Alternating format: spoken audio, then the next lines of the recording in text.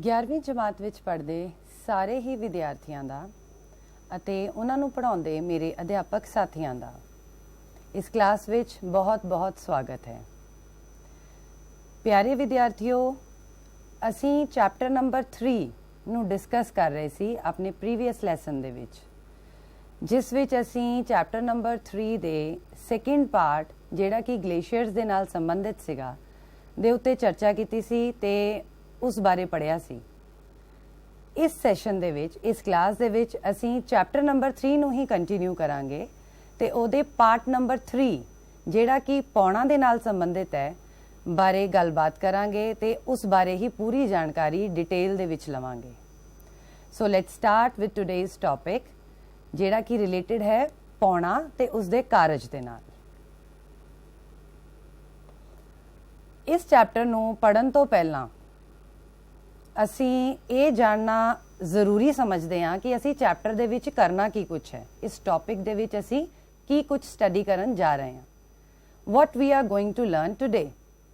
ਸਭ ਤੋਂ ਪਹਿਲਾਂ ਜਿਵੇਂ ਨਦੀ ਔਰ ਗਲੇਸ਼ੀਅਰ ਦੀ ਅਸੀਂ ਡੈਫੀਨੇਸ਼ਨ, ਉਹਦਾ ਮੀਨਿੰਗ ਕੀਤਾ ਸੀ, ਠੀਕ ਉਸੇ ਤਰ੍ਹਾਂ ਅਸੀਂ ਪੌਣਾਂ ਦੇ ਬਾਰੇ ਵੀ ਜਾਣਨਾ ਹੈ ਕਿ ਪੌਣ ਹੁੰਦੀ ਕੀ ਹੈ।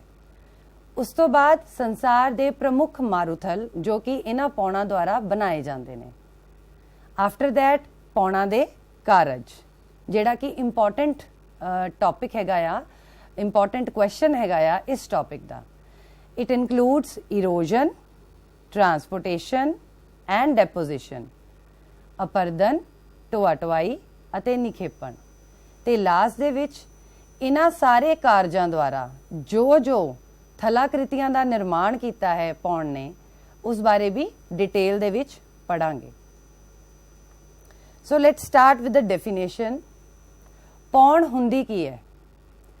ਇੱਕ ਨਿਸ਼ਚਿਤ ਦਿਸ਼ਾ ਵਿੱਚ ਚੱਲਦੀ ਹਵਾ ਨੂੰ। ਬੇਟਾ ਜਿਹੜਾ ਵਰਡ ਨਿਸ਼ਚਿਤ ਦਿਸ਼ਾ ਆ ਇਹ ਜ਼ਰੂਰ ਲਿਖਣਾ ਹੁੰਦਾ ਹੈ, ਕਿਉਂਕਿ ਹਵਾ ਔਰ ਪੌਣ ਦੇ ਵਿੱਚ ਇਹੀ ਅੰਤਰ ਹੈ ਕਿ ਹਵਾ ਦੀ ਕੋਈ ਦਿਸ਼ਾ ਨਹੀਂ ਹੁੰਦੀ ਤੇ ਪੌਣ ਦੀ ਦਿਸ਼ਾ ਹੁੰਦੀ ਹੈ। ਸੋ ਇੱਕ ਨਿਸ਼ਚਿਤ ਦਿਸ਼ਾ ਵਿੱਚ ਚੱਲਦੀ ਹਵਾ ਨੂੰ ਪੌਣ ਕਿਹਾ ਜਾਂਦਾ ਹੈ। ਪਿਕਚਰ ਦੇ ਵਿੱਚ ਤੁਸੀਂ ਦੇਖ ਰਹੇ ਹੋਵੋਗੇ ਕਿ ਇੱਕ ਟਰੀ ਦੀ ਡਾਇਰੈਕਸ਼ਨ ਇਸ ਤਰਫ ਹੈ ਔਰ ਦੂਸਰੇ ਦੀ ਇਸ ਤਰਫ ਹੈ, ਯਾਨੀ ਕਿ ਜਿਹੜਾ ਟਰੀ ਹੈਗਾ ਆ, ਜਿਹੜਾ ਤੁਹਾਡਾ ਦਰਖਤ ਹੈਗਾ ਆ, ਉਹ ਇੱਕ ਪਾਸੇ ਨੂੰ ਝੁਕਿਆ ਹੋਇਆ ਹੈ ਜਾਂ ਉੜਦਾ ਪਿਆ ਹੈ, ਜਿਸ ਪਾਸੇ ਨੂੰ ਪੌਣ ਦੀ ਦਿਸ਼ਾ ਉਹਨੂੰ ਲੈ ਕੇ ਜਾ ਰਹੀ ਹੈ। ਸਕਰੀਨ ਦੇ ਉੱਪਰ ਬੇਟਾ ਤੁਹਾਨੂੰ ਇੱਕ ਵਰਲਡ ਦਾ ਨਕਸ਼ਾ ਦਿਖਾਈ ਦੇ ਰਿਹਾ ਹੈ, ਜਿਹਦੇ ਵਿੱਚ ਸਾਡੇ ਵਰਲਡ ਦੇ, ਸਾਡੇ ਸੰਸਾਰ ਦੇ ਇੰਪੋਰਟੈਂਟ ਮਾਰੂਥਲ ਨੇ। ਬੇਟਾ ਇਹ ਜਿਹੜਾ ਮੈਪ ਹੈਗਾ ਆ, ਮੈਂ ਉਮੀਦ ਕਰਦੀ ਹਾਂ ਸ਼ਾਇਦ ਤੁਸੀਂ ਕਲਾਸ ਲਗਾਉਣ ਤੋਂ ਪਹਿਲਾਂ, ਜਿਵੇਂ ਕਿ ਮੇਰੇ ਹੋਰ ਅਧਿਆਪਕ ਸਾਥੀ ਜਿਹੜੇ ਇੱਥੋਂ ਸਟੂਡੀਓ ਤੋਂ ਲੈਕਚਰ ਦਿੰਦੇ ਨੇ, ਉਹ ਵੀ ਤੁਹਾਨੂੰ ਬਾਰ-ਬਾਰ ਕਹਿੰਦੇ ਨੇ ਕਿ ਜਦੋਂ ਵੀ ਅਸੀਂ ਕਲਾਸ ਵਿੱਚ ਆਈਏ, ਐਜੂਸੈਟ ਦੀ ਕਲਾਸ ਲਗਾਉਣ ਆਈਏ, ਸਾਡੇ ਹੱਥ ਦੇ ਵਿੱਚ ਸਾਡਾ ਐਟਲਸ ਔਰ ਸਾਡੇ ਕੋਲ ਇੱਕ ਨਕਸ਼ਾ, ਸਾਡੀ ਪੁਸਤਕ, ਪੈਨ, ਪੈਨਸਿਲ, ਸਭ ਕੁਝ ਹੋਣਾ ਚਾਹੀਦਾ ਹੈ, ਸੋ ਦੈਟ ਜੋ ਵੀ ਇੰਪੋਰਟੈਂਟ ਚੀਜ਼ ਜਿਹੜੀ ਤੁਹਾਨੂੰ ਲੱਗਦਾ ਹੈ ਕਿ ਸਾਡੀ ਕਿਤਾਬ ਵਿੱਚ ਨਹੀਂ ਹੈ, ਜਾਂ ਹੋ ਸਕਦਾ ਹੈ ਕਿ ਅਧਿਆਪਕ ਜਦੋਂ ਪੜ੍ਹਾ ਰਿਹਾ ਹੁੰਦਾ ਕਈ ਵਾਰੀ ਉਹਦੇ ਦਿਮਾਗ 'ਚੋਂ ਨਿਕਲ ਵੀ ਜਾਂਦੀ ਹੈ, ਸੋ ਇਹੋ ਜਿਹੀਆਂ ਚੀਜ਼ਾਂ ਕਈ ਵਾਰੀ ਸਾਨੂੰ ਐਜੂਸੈਟ ਦੇ ਵਿੱਚੋਂ ਮਿਲ ਜਾਂਦੀਆਂ ਨੇ। ਹਾਲਾਂਕਿ ਮੈਨੂੰ ਉਮੀਦ ਹੈ ਸਾਡੇ ਅਧਿਆਪਕ ਸਾਥੀ ਤੁਹਾਨੂੰ ਬਹੁਤ ਵਧੀਆ ਤਰੀਕੇ ਦੇ ਨਾਲ ਫੀਲਡ ਵਿੱਚ ਪੜ੍ਹਾ ਰਹੇ ਨੇ, ਹਰ ਬੰਦਾ ਮਿਹਨਤ ਕਰ ਰਿਹਾ ਆ, ਬਟ ਸਟਿਲ ਅਗਰ ਸਾਡੇ ਕੋਈ ਚੀਜ਼ਾਂ ਉਪਲਬਧ ਹੋਣਗੀਆਂ ਕਲਾਸਰੂਮ ਦੇ ਵਿੱਚ, then it will definitely be beneficial for you.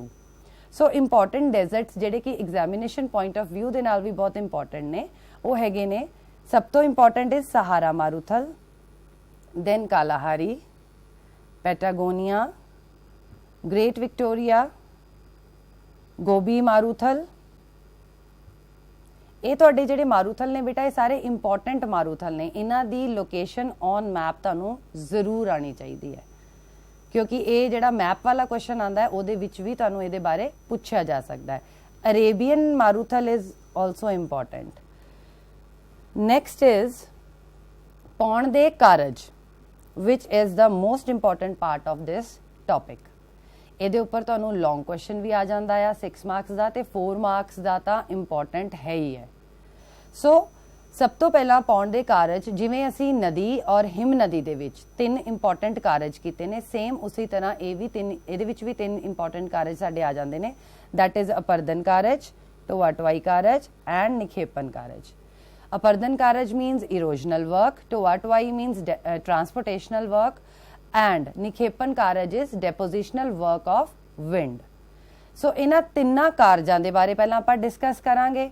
उस तो बाद इन्हां कारजां दे द्वारा जिवें कि अपर्दन कारज द्वारा आ चीज़ां दा निर्माण होया और निखेपन कारज द्वारा इन्हां चीज़ां दा निर्माण होया, इहदे बारे भी पढ़ांगे। असी नैक्सट स्लाइड ते चलदे हां अपर्दन कारज ते। असी पहलां अपर्दन कारज बारे पढ़ांगे। अपर्दन कारज दे विच बेटा साडियां 3 चीज़ां आ जांदियां ने। पहलां इंग्लिश मीडियम के विद्यार्थियों नूं भी मैं दस देवां, उन्होंने असीं कहने आ deflation, abrasion and third is attrition. Punjabi दे विच बेटा इन्हां नूं कहने आ डिफ्लेशन का मतलब हुंदा है अपवाहन, एब्रेजन का हुंदा है अपकर्षण एंड एट्रीशन हुंदा है रगड़।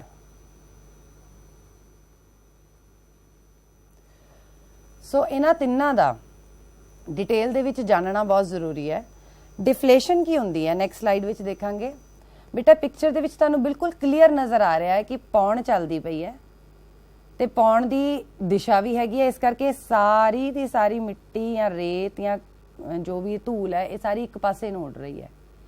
सो धरती दी सतह दे उपरों पौण जदों अपना कारज करदी है तो वो एक थां तो मिट्टी नूं उड़ा के दूसरी थां लैके जांदी है। This process is called deflation, जिन्हों असीं कहने आ अपवाहन। वाहन मतलब उड़ा के वाह के ले जाना, अपवाहन।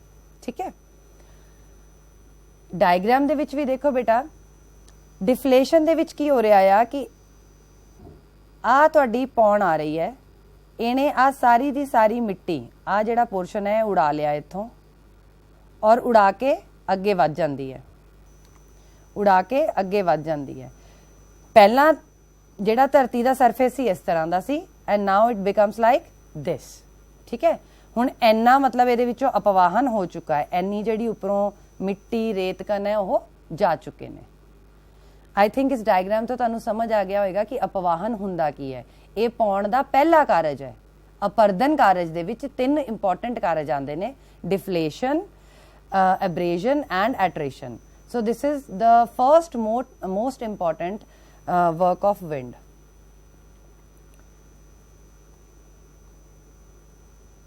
Then comes abrasion. Abrasion हुंदा है बेटा अपकर्षण होना। डायग्राम दे विच तुसी ध्यान नाल देखो, फर्स्ट पोजीशन रॉक दी ए वाली है, इस साइड तो तुहाडियां विंड्स आ रही ने, राइट। विंड्स दे विच आ जिहड़ियां डॉट्स तुहानूं नज़र आ रही, दीज ऑल आर कॉल्ड छोटे छोटे कंकड़ पत्थर रेत धूड़कन। इन्हां ने जदों इस रॉक ते स्ट्राइक करना आ ते हौली हौली हौली हौली स्ट्राइक करके इस रॉक दा इन्ना पोर्शन इन्हां ने खत्म कर देना है ते रॉक दी पोजीशन आ बन जानी है। ठीक है जी, और एट लास्ट आ बन जानी है।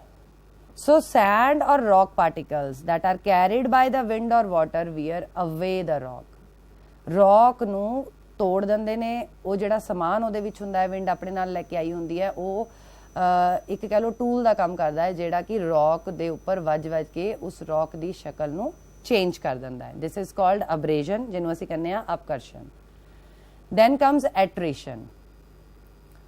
हुण पिछले डायग्राम दे विच आपां जिहड़ा इस समान की गल कीती सी जिहड़ा पौण अपने नाल लैके आ रही है, ये जदों इहदे ते स्ट्राइक करदी है ना, वो तो बन गया अब्रेजन। हुण ये जदों स्ट्राइक कर रही हुंदी है तो यही समान आपस दे विच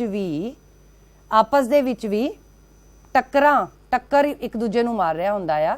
सो आ देखो इहदे विच बेटा देखो, आ तुहाडा समान इस तरह विंड लैके जा रही है तो जिहड़े स्टोन्स ने आ वाले ये आपस दे विच भी टक्कर खाउंदे ने। इस प्रोसैस नूं असीं कहने आ एट्रीशन। ठीक है, फाइन हो जाते हैं आपस दे विच भी, जेडे छोटे छोटे कंकड़ पत्थर जेडे विंड अपने नाल उड़ा के लैके जा रही हुंदी है वो आपस दे विच भी जेडे टूल्स हैगे ने जिन्हां नूं असीं किहा आ वो आपस दे विच भी टकरांदे ने ते उन्हां दी शक्ल होर फाइन बन जाती है लाइक दिस। क्लीयर, अगे आ जाता है बेटा। हुण इस कारज द्वारा जिहड़ा अपर्दन कारज है इहदे द्वारा जिहड़ी पौण है वो थल दे उपर किहड़ियां आकृतियां दा निर्माण करदी है। नंबर 1 इज नखलिस्तान, नंबर 2 इज खुंभकारी चट्टाना, ਨਕਲੀ ਸਥਾਨ ਨੂੰ ਅਸੀਂ ਬੇਟਾ ਓਐਸਿਸ ਕਹਿੰਦੇ ਆ। ਖੁੰਬਕਾਰੀ ਚਟਾਨਾ is called mushroom rocks. Zeugen, ਇਹਨੂੰ ਇੰਗਲਿਸ਼ ਵਿੱਚ ਜਿਓਜਨ ਹੀ ਕਿਹਾ ਜਾਂਦਾ ਹੈ, yardang and inselberg. Now we will discuss all these ਥਲਾਕ੍ਰਿਤੀ in detail। ਨਕਲੀ ਸਥਾਨ ਕੀ ਹੁੰਦਾ ਹੈ, ਜਿਹਨੂੰ ਅਸੀਂ ਬੱਚੇ ਇੰਗਲਿਸ਼ ਦੇ ਵਿੱਚ ਓਐਸਿਸ ਕਹਿ ਦਿੰਦੇ ਆ। ਓਐਸਿਸ ਮੀਨਸ OASIS, ਓਐਸਿਸ। ਸੋ ਡਿਫਲੇਸ਼ਨ ਦੀ ਕਿਰਿਆ ਦੇ ਦੌਰਾਨ ਜਦੋਂ ਤੇਜ਼ ਪੌਣਾ ਚੱਲਦੀਆਂ ਨੇ, ਠੀਕ ਹੈ, ਤਾਂ ਧਰਤੀ ਦੀਆਂ ਜਾਂ ਚਟਾਨਾਂ ਦੀਆਂ ਉੱਪਰਲੀਆਂ ਪਰਤਾਂ ਨੂੰ ਨਾ ਅਪਰਦਿਤ ਕਰ ਦਿੰਦੀਆਂ ਨੇ, ਤੇ ਸਮੇਂ ਦੇ ਨਾਲ ਨਾਲ ਇਹ ਜਿਹੜੀ ਉੱਪਰਲੀ ਲੇਅਰ ਹੈ ਇਹ ਘਟਦੀ ਜਾਂਦੀ ਹੈ। ਜਦੋਂ ਉੱਪਰਲੀ ਲੇਅਰ ਘਟਦੀ ਜਾਂਦੀ ਹੈ, ਹੌਲੀ ਹੌਲੀ ਉੱਥੇ ਟੋਏ ਖੱਡੇ ਪੈਣੇ ਸ਼ੁਰੂ ਹੋ ਜਾਂਦੇ ਆ ਉਸ ਚਟਾਨੀ ਧਰਾਤਲ ਤੇ, ਹੈ ਨਾ, ਜਾਂ ਰੇਗਿਸਤਾਨ ਤੇ ਜਾਂ ਡੈਜ਼ਰਟ ਦੀ ਗੱਲ ਕਰ ਲੈਂਦੇ ਆ, ਜਾਂ ਜਿੱਥੇ ਵੀ ਪੌਣ ਚੱਲਦੀ ਪਈ ਹੈ ਉੱਥੇ ਟੋਏ ਪੈਣੇ ਸ਼ੁਰੂ ਹੋ ਜਾਂਦੇ ਨੇ, ਠੀਕ ਹੈ। ਤੇ ਉਹ ਟੋਏ ਕਈ ਵਾਰੀ ਇੰਨੇ ਗਹਿਰੇ ਹੋ ਜਾਂਦੇ ਨੇ ਕਿ ਸਮ ਟਾਈਮਸ ਕੀ ਹੁੰਦਾ ਆ ਕਿ ਜਿਹੜਾ ਨੀਚਲਾ ਸਾਡਾ ਭੂਮੀਗਤ ਜਲ ਦਾ ਸਤਰ ਹੈ ਨਾ, ਉਹ ਉਹਨੂੰ ਟੱਚ ਕਰਨ ਲੱਗ ਜਾਂਦਾ ਹੈ, ਤੇ ਉੱਥੇ ਸਾਨੂੰ ਥੋੜਾ ਥੋੜਾ ਪਾਣੀ ਨਜ਼ਰ ਆਉਣ ਲੱਗ ਜਾਂਦਾ ਹੈ, ਠੀਕ ਹੈ। ਉਹ ਪਾਣੀ ਸਾਨੂੰ ਇੱਕ ਝੀਲ ਵਾਂਗੂ ਜਾਪਦਾ ਹੈ ਕਿ ਡੈਜ਼ਰਟ ਦੇ ਵਿੱਚ ਕੋਈ ਝੀਲ ਨੇ ਜਨਮ ਲੈ ਲਿਆ ਹੋਵੇ। ਉਹਦੇ ਆਲੇ ਦੁਆਲੇ ਸਾਨੂੰ ਵਨਸਪਤੀ ਵੀ ਮਿਲਦੀ ਹੈ। ਇਹਦੇ ਬੈਸਟ ਐਗਜ਼ਾਮਪਲਸ ਅਗਰ ਅਸੀਂ ਵਰਲਡ ਦੀ ਗੱਲ ਕਰਦੇ ਹਾਂ ਤਾਂ ਅਲਜੀਰੀਆ ਤੇ ਲੀਬੀਆ ਦੇ ਵਿੱਚ ਮਿਲਦੇ ਨੇ, ਤੇ ਭਾਰਤ ਦਾ ਜਿਹੜਾ ਥਾਰ ਮਾਰੂਥਲ ਹੈ ਉੱਥੇ ਵੀ ਸਾਨੂੰ ਓਐਸਿਸ ਦੇਖਣ ਨੂੰ ਮਿਲ ਜਾਂਦੇ ਨੇ। ਸੋ ਕਦੀ ਵੀ ਤੁਹਾਨੂੰ ਇਸ ਏਰੀਆ ਨੂੰ ਵਿਜ਼ਿਟ ਕਰਨ ਦਾ ਮੌਕਾ ਮਿਲੇ, ਸੋ ਜੀਓਗ੍ਰਾਫਿਕਲ ਮਾਈਂਡ ਰੱਖ ਕੇ ਕਿਸੇ ਵੀ ਏਰੀਆ ਨੂੰ ਵਿਜ਼ਿਟ ਕਰਿਆ ਕਰੋ। You will definitely find everything which you have studied in your +1 and +2 life ਤੁਹਾਨੂੰ ਦਿਖੇਗਾ ਉਹ ਸਾਰਾ ਕੁਝ ਕਿ ਹਾਂ ਅਸੀਂ ਕਲਾਸ ਦੇ ਵਿੱਚ ਇਹ ਚੀਜ਼ਾਂ ਪੜ੍ਹੀਆਂ ਸੀ, ਸੁਣੀਆਂ ਸੀ, ਤੇ ਦੇਖੋ ਇਸ ਤਰ੍ਹਾਂ ਦੀਆਂ ਹੁੰਦੀਆਂ ਨੇ। ਸੋ ਜਦੋਂ ਵੀ ਕੋਈ ਏਰੀਆ ਵਿਜ਼ਿਟ ਕਰੋ, it is my personal suggestion, watch all these landforms or see the beauty of these landforms from geographical point of view। ਇਹਦਾ ਪਿਕਚਰ ਵੀ ਆਪਾਂ ਦੇਖਾਂਗੇ। ਸੈਕਿੰਡ ਪਿਕਚਰ ਦੇ ਵਿੱਚ ਬੇਟਾ ਦੇਖੋ ਤੁਹਾਨੂੰ ਕਲੀਅਰਲੀ ਨਜ਼ਰ ਆ ਰਿਹਾ ਹੈ ਕਿ ਆਲੇ ਦੁਆਲੇ ਡੈਜ਼ਰਟ ਹੈਗਾ ਤੇ ਸੈਂਟਰ ਦੇ ਵਿੱਚ ਸਾਨੂੰ ਓਐਸਿਸ ਦੀ ਜਗ੍ਹਾ, ਇਹ ਪਾਣੀ ਦੀ ਜਗ੍ਹਾ ਨਜ਼ਰ ਆ ਰਹੀ ਹੈ। ਫਸਟ ਪਿਕਚਰ ਵੀ ਤੁਹਾਨੂੰ ਓਐਸਿਸ ਦੀ ਜਿਹੜੀ ਸ਼ਕਲ ਹੈ ਉਹ ਤੁਹਾਨੂੰ ਪੂਰੀ ਕਲੀਅਰ ਹੋ ਰਹੀ ਹੈ, ਠੀਕ ਹੈ। ਸੋ ਜਿਵੇਂ ਤੁਹਾਨੂੰ ਦੱਸਿਆ ਗਿਆ ਆ ਕਿ ਇਹ ਇੱਕ ਤਰ੍ਹਾਂ ਦੇ ਕਹਿ ਲਓ ਗਹਿਰਾਈਆਂ ਹੁੰਦੀਆਂ ਨੇ, ਟੋਏ ਟਿੱਬੇ ਹੁੰਦੇ ਨੇ। ਇਹ ਵਾਲੀ ਪਿਕਚਰ 'ਚ ਵੀ ਦੇਖੋ ਆ ਤੁਹਾਡੇ ਪੂਰਾ ਡੈਜ਼ਰਟ ਏਰੀਆ ਹੈ ਆਲੇ ਦੁਆਲੇ, ਔਰ ਆ ਜਿਹੜਾ ਓਐਸਿਸ ਹੈ ਇਹ ਥੋੜਾ ਜਿਹਾ ਗਹਿਰਾ ਹੈ ਐਜ਼ ਕੰਪੇਅਰ ਟੂ ਦਿਸ, ਤੇ ਇਹਦੇ ਵਿੱਚ ਪਾਣੀ ਹੈ। ਇਹਦੇ ਆਲੇ ਦੁਆਲੇ ਬੇਟਾ ਤੁਹਾਨੂੰ ਵਨਸਪਤੀ ਵੀ ਮਿਲੇਗੀ, ਚਾਹੇ ਡੈਜ਼ਰਟ ਏਰੀਆ ਆ, but we will find natural vegetation on the sides of these oases in desert areas also। This is one of more picture of oasis। ਇੱਕ ਹੋਰ ਹੈਗੀ ਹੈ, ਇਹ ਵੀ ਦੇਖ ਸਕਦੇ ਹੋ ਤੁਸੀਂ। ਪਿਕਚਰਸ ਦੇਖਣ ਦੇ ਨਾਲ ਬੇਟਾ ਤੁਹਾਨੂੰ ਕਨਸੈਪਟ ਦੀ ਜਾਣਕਾਰੀ ਬਹੁਤ ਡਿਟੇਲ ਦੇ ਵਿੱਚ ਹੋ ਜਾਂਦੀ ਹੈ ਕਿ ਲੱਗਦਾ ਕਿਵੇਂ ਦਾ, ਦਿਖਣ 'ਚ ਇਹ ਚੀਜ਼ ਕਿਵੇਂ ਦੀ ਲੱਗਦੀ ਹੈ। ਨੈਕਸਟ ਹੈ ਬੇਟਾ ਖੁੰਬਦਾਰ ਚਟਾਨਾ।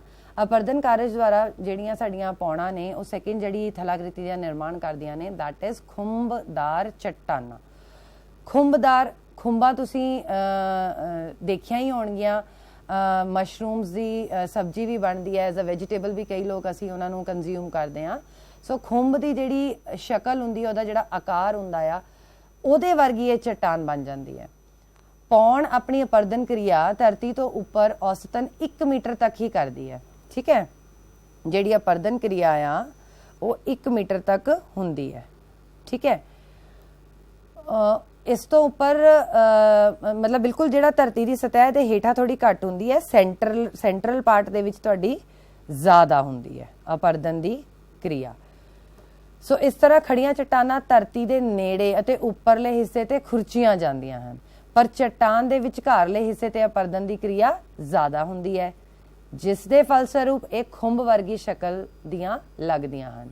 ਇਹ ਖੁੰਬਦਾਰ ਚਟਾਨਾਂ ਦੇ ਨਾਂ ਨਾਲ ਹੀ ਜਾਣੀਆਂ ਜਾਂਦੀਆਂ ਹਨ, ਤੇ ਇਹਨਾਂ ਨੂੰ ਸਹਾਰਾ ਮਾਰੂਥਲ ਦੇ ਵਿੱਚ, ਜਿਹੜਾ ਕਿ ਤੁਹਾਡਾ ਸੰਸਾਰ ਦਾ ਸਭ ਤੋਂ ਵੱਡਾ ਮਾਰੂਥਲ ਵੀ ਕਿਹਾ ਜਾਂਦਾ ਹੈ, ਉਹ ਜਿਹੜਾ ਅਫਰੀਕਨ ਕੰਟੀਨੈਂਟ ਦੇ ਵਿੱਚ ਹੈਗਾ ਹੈ, ਤੇ ਉਹਦੇ ਵਿੱਚ ਅਸੀਂ ਇਹਨੂੰ ਗੌਰ ਇੱਕ ਟਰਮ ਹੈਗੀ ਹੈ, ਇਹਨੂੰ ਅਸੀਂ ਉੱਥੇ ਗੌਰ ਕਹਿੰਦੇ ਆ। ਇਟ ਇਜ਼ ਕਾਲਡ ਗੌਰ ਇਨ ਸਹਾਰਾ ਮਾਰੂਥਲ, ਰਾਈਟ। ਸੋ ਨੈਕਸਟ ਥਲਾਕ੍ਰਿਤੀਜ਼, ਇਹ ਵੀ ਬੱਚੇ ਤੁਹਾਡਾ ਖੁੰਬਦਾਰ ਚਟਾਨਾਂ ਦਾ ਇੱਕ ਡਾਇਗਰਾਮ ਹੈਗਾ ਆ। ਪੌਣਾ ਦੀ ਡਾਇਰੈਕਸ਼ਨ ਜਿਵੇਂ ਤੁਸੀਂ ਡਾਇਗਰਾਮ 'ਚ ਦੇਖ ਰਹੇ ਹੋਗੇ ਇਸ ਸਾਈਡ ਤੋਂ ਹੈਗੀ ਆ, ਤੇ ਇਹਨਾਂ ਨੇ ਇਸ ਰੌਕ ਨੂੰ ਖੁਰਚਣਾ ਸ਼ੁਰੂ ਕਰ ਦਿੱਤਾ ਆ, ਤੇ ਇਹਦੀ ਜਿਹੜੀ ਸ਼ੇਪ ਹੈ it look like this. Next जिहड़ी थलाकृति बनती है दैट इज जियोजन। जियोजन बेटा जर्मन भाषा का एक शब्द है जिसका मीनिंग हुंदा है मेज़ की तरह, मतलब जस्ट लाइक टेबल। नरम चट्टाना जदों कठोर चट्टाना दियां परतां नरम चट्टाना दे उत्ते जदों कठोर चट्टाना एज इट इज़ रह जांदियां ने, ठीक है ना। तो इस तरह नरम चट्टाना दियां परतां दे उपर कठोर चट्टाना मेज़ की तरह रखियां हुंदियां हन, जिन्हां नूं जियोजन कहा जाता है। नरम चट्टाना ते जदों कठोर चट्टाना दियां परतां हुंदियां हन तां इह जल्दी ही पौणा द्वारा खुरचियां जांदियां हन, ठीक है। ते जिहड़ियां कठोर हुंदियां ने उपर एज इट इज़ पईयां रह जांदियां हन, ठीक है। यानी कि कठोर चट्टान तुहाडी कित्थे है, उपर है, ते नरम चट्टाना नीचे है। ते जदों अपरदन की क्रिया करदी है पौणा, ते ओह की करदियां ने नरम चट्टाना नूं थोड़ा जिहा खुरच दिंदियां ने, यानी कि आ नीचे नीचे वाली जिहड़ियां चट्टानां है इहदे विच अपरदन हो जांदा है। एंड उपरला जिहड़ा हार्ड रॉक है ये एज इट इज़ सानू टेबल की तरह उपर जापदा है, ठीक है। This is called zeugen. Another example of zeugen is Tibesti massif of Sahara. ये बेस्ट एग्जाम्पल है, ठीक है। सहारा मारूथल दे विच जिहड़ा जियोजन सानू मिलता है उसका नाम तिबिस्ती मासिफ है, ठीक है बेटा। नैक्सट आ जाता है यारडांग। यारडांग इन्हां दी लंबाई अते चौड़ाई का अनुपात लगभग 3:1 या 4:1 तक हुंदा है अते औसतन उचाई 8 मीटर तक ਜਾਂ इस तो वध भी हो सकती है। भारत विच यारडांग तुहानूं राजस्थान दे विच देखण नूं मिल सकते हैं। सो जदों भी तुहानूं मौका मिलता है राजस्थान विजिट करन दा और जैसलमेर विजिट करन दा, ते उत्थे आपां ये कोशिश करनी है कि असीं यारडांग नूं देखना जरूर है। इहदी पिक्चर इस तरीके दी है बेटा, नैक्सट स्लाइड दे विच तुहानूं दिख रही होएगी। यारडांग और जियोजन दे विच बेटा एक बेसिक डिफरेंस यही है कि मैं पिछली स्लाइड ते दोबारा जानी है। जियोजन की सीगा, एक टेबल लैंड सी, टेबल दी तरह सी, उपरों की है टेबल दी तरह है, ठीक है। और जिहड़े यारडांग्स हुंदे ने ये तुहाडे यारडांग जिहड़े हुंदे ने ये तुहाडे उपरों टेबल लैंड की तरह नहीं होंगे, ये तिखे ही होंगे ने, मतलब इन्हां दी कोई एज सच जियोजन वर्गी शेप नहीं होंदी है, ठीक है। और ये पैरलल होंगे ने, है ना। The trend is parallel to the prevailing wind, पौण की दिशा दे पैरलल होंदियां ने, ठीक है। और कॉमनली ये ग्रुप्स दे विच ही सानू मिलते हैं, ठीक है जी। Next is inselberg. पौण अपनी खुरचन क्रिया नाल सारे मारूथल नूं पद्धरा जिहा बना दिंदी है, ठीक है। ये तो सानू पता ही है कि जदों भी पौण चलेगी वो अपनी खुरचन की क्रिया दे नाल मारूथल नूं पद्धरा बनाएगी, ठीक है। पर कई जगह ते छोटियां छोटियां पहाड़ियां जो कि सख्त चट्टानां दियां हुंदियां ने दिखाई दिंदियां ने। मतलब कई बार की हुंदा है कि मारूथल दे उपर तो जिहड़ी हल्की फुल्की सैंड है, रेत है, वो तो उड़ जाती है, लेकिन जिहड़ियां कठोर चट्टानां हुंदियां एज इट इज़ उत्थे ही खड़ियां रह जांदियां ने। सो जिहड़ी चीज़ उत्थे ही खड़ी रह गई, पौण अपने नाल उहनूं नहीं उड़ा के ले जा सकी, that is called inselberg. Mount Abu जिहड़ा आ राजस्थान दा इहदा बेस्ट एग्जाम्पल है। सो बेटा तुसीं इस टॉपिक दे विच एग्जाम्पल्स नूं जरूर कोट करना है बार बार, क्योंकि एग्जाम्पल्स दे ही तुहानूं मार्क्स मिलते हैं। और एंड वी आर ब्लैसड कि साडे काफ़ी सारे एग्जाम्पल सानूं इंडिया दे विच ही मिल रहे हैं, ठीक है। असी बहुत सारे एग्जाम्पल्स की गल की है, तकरीबन हर थलाकृति दे नाल एग्जाम्पल की गल की है। और तुसी देखिया होएगा कि असी इंडिया दे विचों कई एग्जाम्पल्स कोट कीते ने। सो इट्स बेटर कि आपां इंडिया दे एग्जाम्पल्स नूं जरूर याद करिए, क्योंकि नैक्सट क्लास जिहड़ी तुहाडी +2 क्लास होएगी उहदे विच आपां इंडिया दे बारे भी बहुत कुछ पढ़ना है। सो इंडिया दी अगर फिजिकल जोग्राफी सानूं अच्छी तरह क्लीयर होएगी तो असी इकनॉमिक जोग्राफी जो कि पार्ट +2 का तुहाडा हिस्सा है वो सानूं ज़्यादा बेहतर तरीके दे नाल असी उहनूं समझ पावांगे। सो नैक्सट इज़ पौणा दे निखेपन कारज द्वारा निर्मित थल आकृतियां। हुण पौणा दा फस्ट साडा अपरदन कारज हो गया, है ना। अपरदन तो बाद ढोआ ढुआई कारज दे विच जिन्ना भी पौण अपने नाल समान लैके तुरी हुंदी है एक थां तो दूसरी थां ते, वो सारे दा सारा समान ढोंदी है, उन्होंने ही असी ढोआ ढुआई दा कारज करने आ। हुण वो सारा समान पौण अपने दे नाल ਢੋ ਕੇ ਹੀ ਤਾਂ ਨਹੀਂ ਰੱਖੇਗੀ ਨਾ, ਉਹ ਕਿਤੇ ਨਾ ਕਿਤੇ ਜਾ ਕੇ ਡਿਪੋਜ਼ਿਟ ਵੀ ਕਰੇਗੀ। ਜਿਵੇਂ ਅਸੀਂ ਹਿਮ ਨਦੀ ਔਰ ਦਰਿਆ ਦੇ ਵਿੱਚ ਵੀ ਦੇਖਿਆ ਕਿ ਦਰਿਆ ਦੇ ਵਿੱਚ ਨਦੀ ਆਪਣੇ ਨਾਲ ਲਿਆਂਦਾ ਹੋਇਆ ਸਾਰਾ ਸਮਾਨ ਜਦੋਂ ਸਮੁੰਦਰ ਦੇ ਵਿੱਚ ਗਿਰਾਉਂਦੀ ਹੈ ਤਾਂ ਕੀ ਫਾਰਮ ਕਰਦੀ ਹੈ। ਸਿਮਿਲਰਲੀ ਅਸੀਂ ਹਿਮ ਨਦੀ ਵਿੱਚ ਵੀ ਕੀਤਾ ਸੀਗਾ ਕਿ ਜਦੋਂ ਹਿਮ ਨਦੀ ਸਾਰਾ ਆਪਣਾ ਸਾਰਾ ਜਿਹੜਾ ਮਲਬਾ ਨਾਲ ਲੈ ਕੇ ਆਈ ਹੁੰਦੀ ਹੈ, ਉਹਨੇ ਜਿੱਥੇ ਡਿਪੋਜ਼ਿਟ ਕਰਨਾ ਹੁੰਦਾ ਆ, ਤੇ ਉਹ ਮੋਰੇਨ ਦੇ ਰੂਪ ਦੇ ਵਿੱਚ, ਜੇ ਤੁਹਾਨੂੰ ਯਾਦ ਹੋਵੇ ਅਸੀਂ ਆਪਣੇ ਪ੍ਰੀਵੀਅਸ ਲੈਕਚਰ ਦੇ ਵਿੱਚ ਮੋਰੇਨ ਦੀ ਗੱਲ ਕੀਤੀ ਸੀਗੀ, ਹੈ ਨਾ, ਮੀਡੀਅਲ ਮੋਰੇਨ, ਲੇਟਰਲ ਮੋਰੇਨ, ਟਰਮੀਨਲ ਮੋਰੇਨ, ਇਹਨਾਂ ਦੀ ਗੱਲ ਕੀਤੀ ਸੀਗੀ। ਸੋ ਜਿਹੜੀ ਹਿਮ ਨਦੀ ਹੈ ਉਹ ਵੀ ਆਪਣਾ ਜਿਹੜਾ ਨਿਖੇਪਨ ਕਾਰਜ ਹੈ ਉਹ ਮੋਰੇਨ ਦੇ ਰੂਪ 'ਚ ਕਰਦੀ ਹੈ। ਉਸੇ ਤਰ੍ਹਾਂ, ਠੀਕ ਉਸੇ ਤਰ੍ਹਾਂ ਹੁਣ ਪੌਣ ਨੇ ਵੀ ਆਪਣਾ ਜਿਹੜਾ ਸਮਾਨ ਹੈਗਾ, ਆਪਣਾ ਜਿਹੜਾ ਉਡਾ ਕੇ ਲਿਆਈ ਮਲਬਾ ਜਿਹੜਾ ਹੈਗਾ ਆਪਣੇ ਨਾਲ, ਉਹਨੂੰ ਕਿਤੇ ਨਾ ਕਿਤੇ ਤਾਂ ਡਿਪੋਜ਼ਿਟ ਕਰਨਾ ਹੈ। ਸੋ ਜਿੱਥੇ ਜਿੱਥੇ ਪੌਣ ਇਹ ਚੀਜ਼ਾਂ ਨੂੰ ਡਿਪੋਜ਼ਿਟ ਕਰੇਗੀ, ਹੈ ਨਾ, ਸੈਂਡ, ਰੇਤ, ਸਿਲਟ, ਐਵਰੀਥਿੰਗ ਜੋ ਵੀ ਉਡਾ ਕੇ ਨਾਲ ਲੈ ਕੇ ਆ ਰਹੀ ਹੈ, ਉਹ ਕਿਤੇ ਨਾ ਕਿਤੇ ਡਿਪੋਜ਼ਿਟ ਕਰੇਗੀ ਹੀ ਕਰੇਗੀ। ਸੋ ਉਹ ਜਦੋਂ ਡਿਪੋਜ਼ਿਟ ਕਰੇਗੀ ਤਾਂ ਨੈਚੁਰਲੀ ਸਾਡਾ ਜਿਹੜਾ ਅਰਥ ਸਰਫੇਸ ਹੈ ਉਹ ਡਿਫਰੈਂਟ ਆਕ੍ਰਿਤੀਆਂ ਦੇ ਵਿੱਚ ਚੇਂਜ ਹੋਏਗਾ। ਇਸੇ ਨੂੰ ਹੀ ਅਸੀਂ ਕਵਾਂਗੇ ਪੌਣ ਦੇ ਨਿਖੇਪਣ ਕਾਰਜ ਦੁਆਰਾ ਨਿਰਮਿਤ ਥਲ ਆਕ੍ਰਿਤੀਆਂ।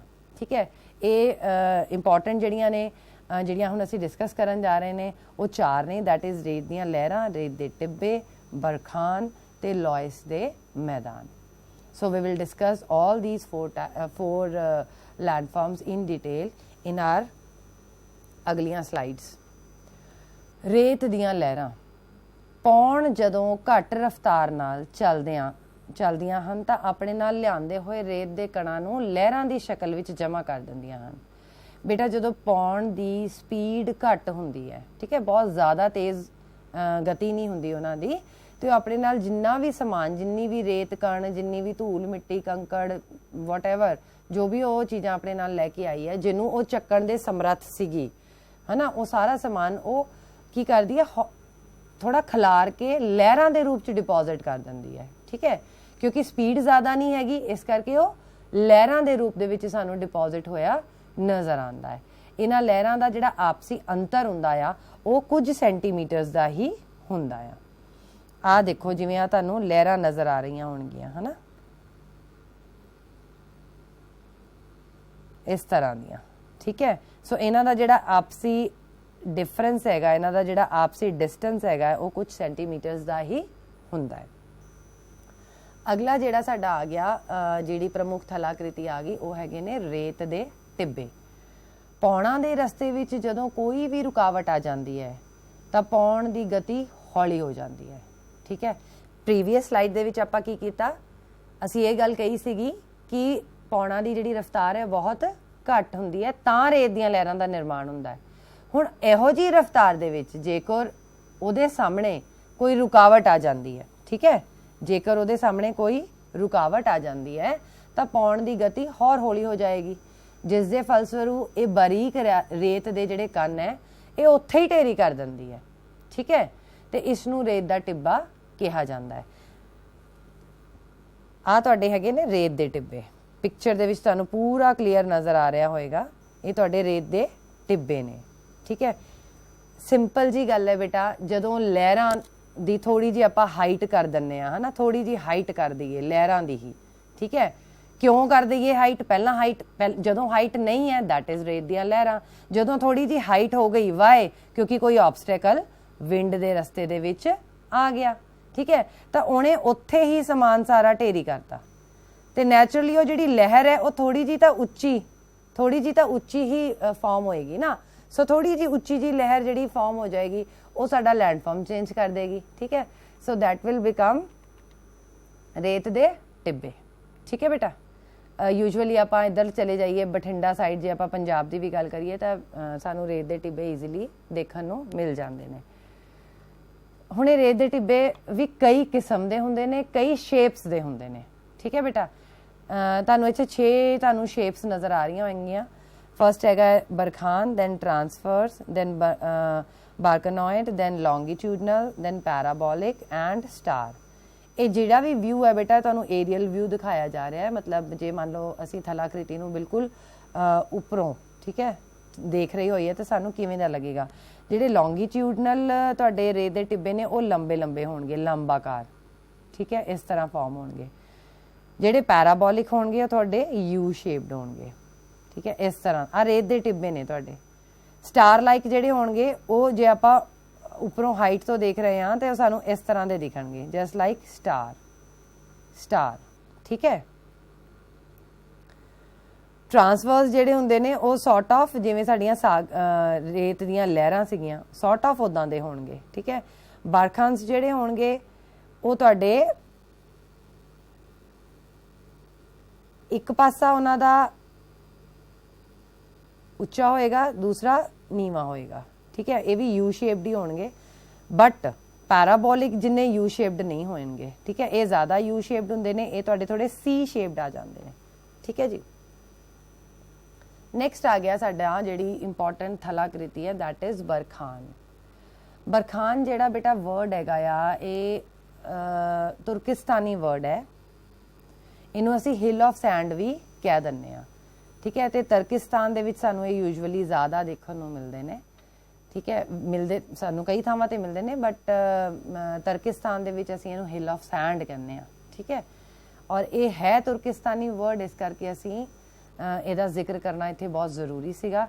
इन्हां दी जिहड़ी शेप हुंदी है दैट इज़ क्रीसेंट शेप हुंदी है, ठीक है।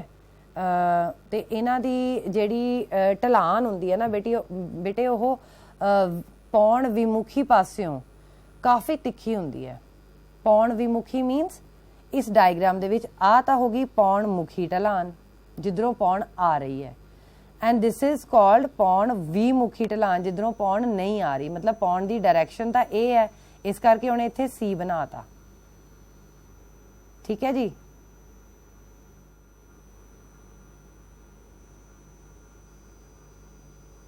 सॉरी बेटा पौण की डायरैक्शन तुहाडी इस तरीके नाल होएगी, इधरों पौण आएगी और इत्थे गिरा देगी सारा कुछ, ठीक है जी। ये पौण की दिशा लंबकार हुंदी है, पौण विमुखी पासों ये ढलान काफ़ी तिखी हुंदी है, इत्थों तिखी होएगी, इत्थों तिखी होएगी ताई करके इधर जाके फटाफट नीचे गिरा देगी। सो इन्हां दी जिहड़ी उचाई है दैट इज़ 30 मीटर तक हो सकती है, तो जिहड़ी इन्हां दी 150 तो 200 मीटर तक भी हो सकती है। इन्हां दी जिहड़ी लंबाई है उचाई इन्हां दी 30 मीटर तक हो सकती है, ठीक है। तो इन्हां दी जिहड़ी लंबाई है वो 150 तो 200 मीटर तक हो सकती है। मैं दोबारा दस दिंदी हां बेटा इधरले पासेओ तुहाडी पौणा दी डायरैक्शन होएगी, ठीक है। सो इधरले पासेओ ढलान जिहड़ी है वो तिखी होएगी और इधर ढलान घट तिखी होएगी, ठीक है बेटा। ਇਹਦੇ ਵਿੱਚੋਂ ਤੁਸੀਂ देख रहे होंगे कि आ विंड की डायरैक्शन हैगी है, ਇਹਦੇ ਵਿੱਚੋਂ क्लीयर हो गया बेटा ਜਿਹੜੀ ਆਪਾਂ ਨੂੰ कन्फ्यूजन थोड़ी जी पिछे हुई सी और डायरैक्शन करके हो गई सी, बट इन दिस डायग्राम वो कन्फ्यूजन बिल्कुल तुहाडी क्लीयर हो जाएगी। विंड की डायरैक्शन तुहाडी इस तरफ तो है, सो इत्थों जिहड़ी आएगी तुहाडी इत्थे डेपोजिशन जिहड़ी होएगी लैंड फॉर्म आ जिहड़ा फॉर्म होएगा दैट इज़ कॉल्ड बरखान। हुण जेकर असी बरखान दे हिस्से दसने होण तां असी ये दसांगे जिहड़ी आ साइड है barchan the this is called slip face side, ठीक है। स्लिप फेस साइड आ तुहाडी होगी पौण मुखी ढलान, ठीक है। आ होगी तुहाडी पौण विमुखी ढलान जिन्हों असीं कहने स्लिप फेस साइड, और आ दो पॉइंट्स जिहड़े हो गए दैट इज़ कॉल्ड हॉर्न, ठीक है बेटा। कन्फ्यूज नहीं होना, I am repeating this point again and again कि विंड दी डायरैक्शन बेटा तुहाडी ए सीगी, सो दिस इज़ पौण मुखी ढलान एंड दिस इज़ पौण विमुखी ढलान, ठीक है। आ जिहड़ी है इनू इंग्लिश दे विच असीं पौण विमुखी स्लिप फेस करने आ ते पौण विमुखी करने आ, ठीक है। ते बरखान दे जेकर असीं हिस्सियां दी गल करनी होवे या पार्ट्स दी गल करनी होवे ते असीं ये दो चीज़ां ज़रूर दसांगे, एक स्लिप फेस टाइप, ठीक है पार्ट है जिहड़ा, और दूसरा पार्ट तुहाडा हॉर्न्स दा है, ठीक है। सो बरखान दे दो हिस्से हुंदे ने, ठीक है। पौण मुखी ढलान इज दिस साइड, ठीक है बेटा। नाउ नेक्स्ट लॉयस दे मैदान। लॉयस दे मैदान जिहड़े ने बेटा जिहड़ा लॉयस शब्द हैगा आ ये तुहाडा जर्मन भाषा का शब्द है जिसका अर्थ हुंदा आ बिल्कुल मुलायम कणां वाली मिट्टी कह सकते हैं, रेत कह सकते हैं, बट उहदा रंग पीला होवे, ठीक है। सो पौणा अपनी मुलायम अते हल्की मिट्टी बहुत दूर तक ले जाके एक कंबल की तरह फैला दिंदियां हन जिसनूं लॉयस दे मैदान कहा जाता है, ठीक है। लॉयस जर्मनी भाषा का शब्द है जिसका मतलब ये मुलायम कणा वाली मुसामदार पीले रंग की मिट्टी है। इस मिट्टी के कण इकसार हुंदे हन अते इस दियां परतां नहीं हुंदियां। ठीक है बेटा, ਇਹਦੇ ਵਿੱਚ ਕੀ ਹੁੰਦਾ ਆ ਕਿ ਜਿਹੜੇ ਤੁਹਾਡੇ ਲॉयस ਦੇ ਮੈਦਾਨ ਨੇ ਇਹ ਤੁਹਾਡੇ ਵਰਲਡ ਫੇਮਸ ਨੇ ਚਾਈਨਾ ਦੇ। ਠੀਕ ਹੈ, ਜਿਨ੍ਹਾਂ ਦੀ ਮਿੱਟੀ ਦਾ ਰੰਗ ਇਜ਼ ਯੈਲੋ। ਠੀਕ ਹੈ, ਹੁਣ ਲॉयस ਹੁੰਦਾ ਕੀ ਹੈ? लॉयस एक बहुत ही मुलायम कणा वाली मुसामदार मिट्टी है। ठीक है, जिहदा रंग पीला हैगा आ ते ये अक्सर सानू चाइना दे विच मोस्टली सानू मिल जाती है। ये मैदान भी पौण अपनी निखेपण क्रिया के दौरान बनाती है। ਜਦੋਂ ਪੌਣ ਆਪਣੇ ਨਾਲ ਲਿਆਂਦਾ ਹੋਇਆ ਮਲਬਾ ਨਿਖੇਪ ਕਰਦੀ ਹੈ ਤੇ ਉਹਦੇ ਵਿੱਚ ਜਿਹੜੇ ਸੁਪਰ ਫਾਈਨ ਪਾਰਟੀਕਲਸ ਹੋਣਗੇ, ਹੈ ਨਾ, ਹਲਕੇ ਔਰ ਸੁਪਰ ਫਾਈਨ ਬਿਲਕੁਲ ਮਹੀਨ ਜਿਹੜੇ ਪਾਰਟੀਕਲਸ ਹੋਣਗੇ ਉਹਨਾਂ ਨੂੰ ਥੋੜਾ ਜਿਹਾ ਦੂਰ ਲਿਜਾ ਕੇ ਸਿੱਟ ਦਿੰਦੀ ਹੈ, ਥੋੜਾ ਜਿਹਾ ਹੋਰ ਦੂਰ ਲਿਜਾ ਕੇ ਸਿੱਟ ਦਿੰਦੀ ਹੈ ਤੇ ਜਿੱਥੇ ਉਹ ਜਾ ਕੇ ਸਿੱਟੇਗੀ ਫੈਲਾ ਦੇਗੀ ਤੇ ਉਹਨਾਂ ਨੂੰ ਅਸੀਂ ਕੀ ਕਵਾਂਗੇ? ਲॉयस ਦੇ ਮੈਦਾਨ। ਤੇ ਵਰਲਡ ਫੇਮਸ ਹੈਗੇ ਨੇ ਤੁਹਾਡੇ ਚਾਈਨਾ ਦੇ लॉयस ਦੇ ਮੈਦਾਨ। लॉयस is wind-blown silt that blankets the landscape. ठीक है, dust storms pick up this material, transport it and deposit it. ठीक है, dust storm ਜਿਹੜੇ ਹੁੰਦੇ ਨੇ ਉਹ ਇਹਨਾਂ ਜਿਹੜਾ ਪੌਣ ਦਾ ਜਿਹੜਾ ਸਮਾਨ ਹੈਗਾ ਆ ਉਹਨੂੰ ਪਿਕ ਕਰਦੇ ਨੇ, ਉਹਨਾਂ ਨੂੰ ਟਰਾਂਸਪੋਰਟ ਕਰਦੇ ਨੇ, ਢੋਆ ਢਵਾਈ ਕਰਦੇ ਨੇ ਤੇ ਉਹਨਾਂ ਨੂੰ ਇੱਕ ਥਾਂ ਤੇ ਲਿਜਾ ਕੇ ਡਿਪੋਜ਼ਿਟ ਕਰ ਦਿੰਦੇ ਨੇ। ਜਦੋਂ ਡਿਪੋਜ਼ਿਟ ਕਰਦੇ ਨੇ ਤਾਂ ਕਾਫੀ ਫੈਲਾ ਕੇ ਡਿਪੋਜ਼ਿਟ ਕਰਦੇ ਨੇ, ਕਾਫੀ ਏਰੀਆ ਕਵਰ ਕਰ ਲੈਂਦੇ ਨੇ, ਇਸੇ ਕਰਕੇ ਅਸੀਂ ਉਹਨਾਂ ਨੂੰ ਲॉयस ਦੇ ਮੈਦਾਨ ਆਖਦੇ ਹਾਂ। ਤੇ the thickest and the most extensive deposit of silt in them comes from nearby desert. This fine buff colored sediment gives the yellow river its name. ठीक है बेटा, ਤੇ ਇਹ ਮੋਸਟਲੀ ਸਾਨੂੰ ਚਾਈਨਾ ਦੇ ਵਿੱਚ ਹੀ ਮਿਲਦੇ ਨੇ। ਸੋ ਬੇਟਾ ਜਿਵੇਂ ਅਸੀਂ ਪਿਛਲੇ ਲੈਕਚਰ ਦੇ ਵਿੱਚ, ਮੈਂ ਹੁਣ ਸਮਰਾਈਜ਼ ਕਰਨ ਲੱਗੀ ਹਾਂ ਲੈਕਚਰ ਨੂੰ, ਜਿਵੇਂ ਅਸੀਂ ਪ੍ਰੀਵੀਅਸ ਲੈਕਚਰ ਦੇ ਵਿੱਚ ਹਿਮ ਨਦੀ ਦੇ ਸਾਰੇ ਹੀ ਕਾਰਜ ਡਿਟੇਲ ਦੇ ਵਿੱਚ ਪੜ੍ਹੇ ਸੀ, ਠੀਕ ਉਹੀ ਕਾਰਜ, ਉਹੋ ਜਿਹੀਆਂ ਹੀ ਹੈਡਿੰਗਸ ਤੁਹਾਡੀਆਂ ਪੌਣਾ ਦੇ ਕਾਰਜ ਦੇ ਵਿੱਚ ਆਈਆਂ ਆ। ਜਿਵੇਂ ਕਿ ਕਾਰਜ ਕਿਹੜੇ ਕਿਹੜੇ ਹੈ? ਅਪਰਦਨ ਕਾਰਜ, ਢੋਆ ਢਵਾਈ ਕਾਰਜ ਤੇ ਨਿਖੇਪਣ ਕਾਰਜ। ਸਿਮਿਲਰਲੀ ਆਉਣ ਵਾਲੇ ਚੈਪਟਰਸ ਦੇ ਵਿੱਚ ਵੀ ਅਸੀਂ ਜਿਹੜੇ ਅਗਲੇ ਪਾਰਟਸ ਇਹਦੇ ਕਰਨੇ ਨੇ ਉਹਨਾਂ ਦੇ ਵਿੱਚ ਵੀ ਆਲਮੋਸਟ ਇਹੀ ਕੁਛ ਚੱਲੇਗਾ। ਮੈਨੂੰ ਉਮੀਦ ਹੈ ਤੁਹਾਨੂੰ ਅੱਜ ਦਾ ਜਿਹੜਾ ਲੈਕਚਰ ਹੈ ਉਹ ਕਲੀਅਰ ਹੋ ਗਿਆ ਹੋਏਗਾ। ਅੱਜ ਅਸੀਂ ਪੌਣਾ ਦੇ ਬਾਰੇ ਡਿਟੇਲ ਦੇ ਵਿੱਚ ਜਾਣਨ ਦੀ ਕੋਸ਼ਿਸ਼ ਕੀਤੀ ਹੈ ਤੇ ਕਿਸੇ ਵੀ ਵਿਦਿਆਰਥੀ ਨੂੰ ਕਿਸੇ ਵੀ ਤਰ੍ਹਾਂ ਦੀ ਕੋਈ ਡਿਫਿਕਲਟੀ ਆਉਂਦੀ ਹੈ ਤੇ ਤੁਹਾਡੇ ਅਧਿਆਪਕ ਸਾਹਿਬਾਨ ਤੁਹਾਡੇ ਕੋਲ ਹੈਗੇ ਨੇ, ਉਹ ਵੀ ਤੁਹਾਨੂੰ ਬਹੁਤ ਵਧੀਆ ਪੜ੍ਹਾ ਰਹੇ ਨੇ ਤੇ ਐਜੂਸੈਟ ਦੇ ਮਾਧਿਅਮ ਰਾਹੀਂ ਅਸੀਂ ਵੀ ਪੂਰੀ ਕੋਸ਼ਿਸ਼ ਕਰਦੇ ਹਾਂ ਕਿ ਕੋਈ ਵੀ ਇਹੋ ਜਿਹਾ ਟੌਪਿਕ ਅਸੀਂ ਨਾ ਛੱਡੀਏ ਜਿਹੜਾ ਕਿ ਅਸੀਂ ਤੁਹਾਡੇ ਤੱਕ ਨਾ ਪਹੁੰਚਾ ਸਕੀਏ। ਕਿਸੇ ਵੀ ਤਰ੍ਹਾਂ ਦੀ ਕੋਈ ਵੀ ਦਿੱਕਤ ਆਉਂਦੀ ਹੈ ਤਾਂ ਤੁਸੀਂ ਐਜੂਸੈਟ ਦੀ ਮੇਲ ਤੇ ਵੀ ਪਾ ਸਕਦੇ ਹੋ। ਐਂਡ ਸੈਕੰਡਲੀ ਆਉਣ ਵਾਲੇ ਲੈਸਨਸ ਦੇ ਵਿੱਚ ਮੈਂ ਇਹ ਗੁਜ਼ਾਰਿਸ਼ ਕਰਾਂਗੀ ਕਿ ਸਾਰੇ ਵਿਦਿਆਰਥੀ ਆਪਣੇ ਨਾਲ ਇੱਕ ਮੈਪ, ਪੈਨ, ਪੈਨਸਿਲ ਔਰ ਆਪਣੀ ਪੁਸਤਕ, ਆਪਣੀ ਜੀਓਗ੍ਰਾਫੀ ਦੀ ਕਾਪੀ ਪਲੀਜ਼ ਨਾਲ ਲੈ ਕੇ ਬੈਠਿਆ ਕਰੋ, ਸੋ ਦੈਟ ਕਈ ਚੀਜ਼ਾਂ ਇਹੋ ਜਿਹੀਆਂ ਹੁੰਦੀਆਂ ਨੇ ਜਿਹੜੀਆਂ ਕਿ ਤੁਹਾਨੂੰ ਸ਼ਾਇਦ ਐਜੂਸੈਟ ਦੇ ਵਿੱਚੋਂ ਤੁਸੀਂ ਗੈਦਰ ਕਰ ਲਵੋ ਔਰ ਤੁਹਾਡੇ ਆਨਸਰ ਨੂੰ ਇਫੈਕਟਿਵ ਬਣਾ ਸਕੋ। So this is all about today. ਅੱਜ ਅਸੀਂ ਪੌਣਾ ਦੇ ਬਾਰੇ ਡਿਟੇਲ ਦੇ ਵਿੱਚ ਜਾਣਿਆ। अगले लेक्चर तक इंतज़ार करो, फिर मिलांगे। Thank you.